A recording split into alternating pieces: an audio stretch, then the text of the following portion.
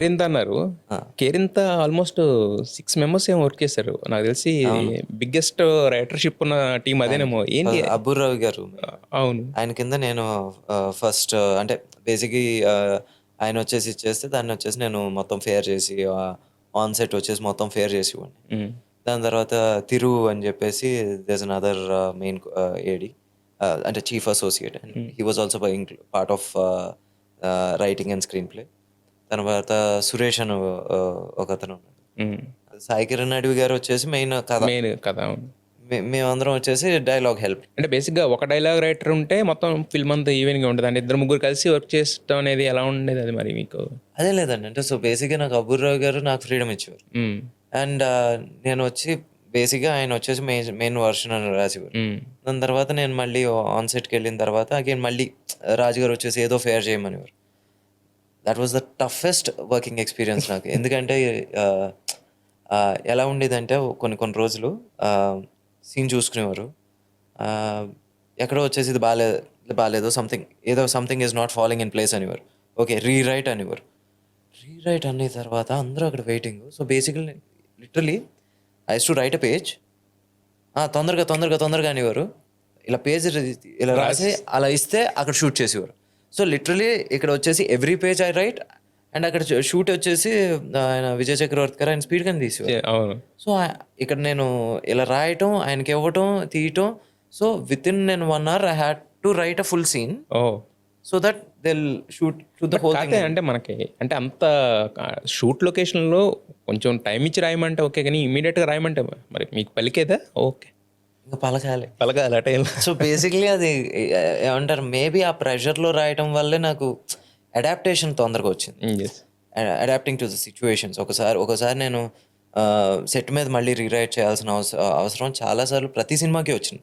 ఆ ప్రతిసారి వచ్చినప్పుడు నాకు నా నా బికాజ్ నన్ను ఆ సిట్యుయేషన్‌లో రాజుగారు వచ్చేసి పడేయటం వల్ల ఆహ్, ఏంటి నా I think I'm a better writer that way. So, I okay. Give that credit to రాజుగారు అండ్ రాజుగారి దగ్గర నుంచి బయటకొచ్చారు. మీ ఫస్ట్ సినిమా ఓకే అయింది. అది ఎలా అంత అథెంటిక్‌గా చేయగలిగారు? మీ ఎక్స్‌పీరియన్సెస్ ఏమైనా పెట్టారా దాంట్లో? డెఫినెట్‌గా ఉంటాయి. చూసినయి ఉంటాయి, చేసినయి ఉంటాయి, అన్నీ ఉంటాయి. హ్మ్. బట్ ఏంటంటే ఫస్ట్ మూవీ ఎప్పుడు మనకు కొంచెం కంటామినేషన్ తక్కువుంటది. ఇదొచ్చేసి ఒక చిన్న మొండితనం గూడా ఉంటది. రాసుకున్నదే తీయాలి అని. హ్మ్. లేదు ఇది ఆడియన్స్‌కి ఇది కావాలి, అది కావాలి అన్న ఒక చిన్న ఆహ్, ఇది ఇన్‌ఫ్లూయెన్స్ కూడా చేయలేదు నన్నెప్పుడు. హ్మ్. బాబీ గాని, బాబీ. లేపోతే ఓకే. వరుణ్ గాని, ప్రసాద్ గారు. ప్రసాద్ గారు గాని ట్రూ టు ద స్క్రిప్ట్ అని జెప్పేసి అలాగే ఎళ్దాం అనుకున్నారు. సో, హ్మ్. ఆ సపోర్ట్ కూడా ఉండింది.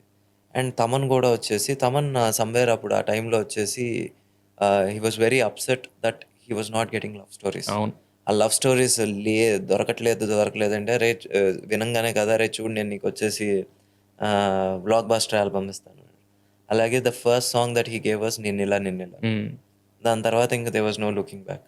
ఇంకా అంటే అందరికీ ఒక డౌట్. నిజంగా చెప్పాలంటే ఆ రోజుకి starting from the production everyone Thaman చేయగలడు. తనొచ్చేసి కమర్షియల్ ఇది.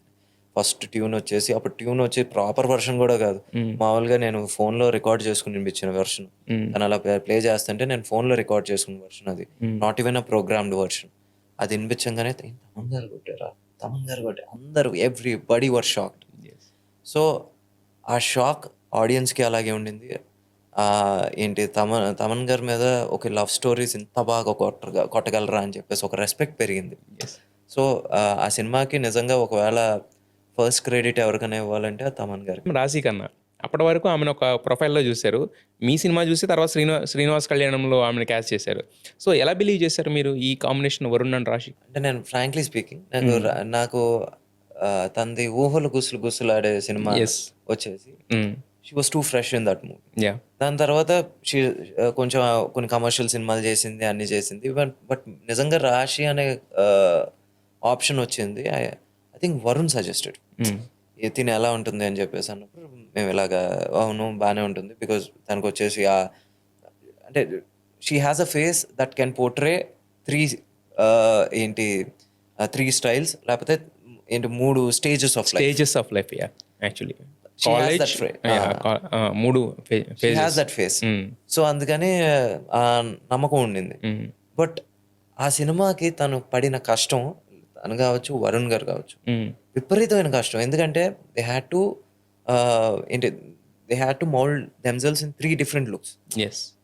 దాంట్లో ఒక దానికి వెయిట్ తగ్గాలి, ఒక దానికి వెయిట్ పెరగాలి.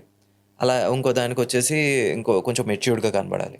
Varun I still remember the first ఏంటి మన రైల్వే స్టేషన్ ఎపిసోడ్‌కి, తర్వాత మళ్ళీ లండన్ ఎపిసోడ్‌కి హి లాస్ట్ 14 కేజెస్. ఓహ్! మీకు ఆ డిఫరెన్స్ కూడా కనబడుతది. ఈ దీంట్లో వచ్చేసి కొంచెం కొంచెం చైల్డిష్ ఇది ఉంటది. కాలేజ్ చబ్బీగా ఎపిసోడ్. అదంతా. ఏది ఇంటర్ కాలేజ్ ఉన్నప్పుడు. దాని తర్వాత మళ్ళీ లండన్ ఎపిసోడ్‌లో వచ్చేసి ఫిట్‌గా ఉంటాడు.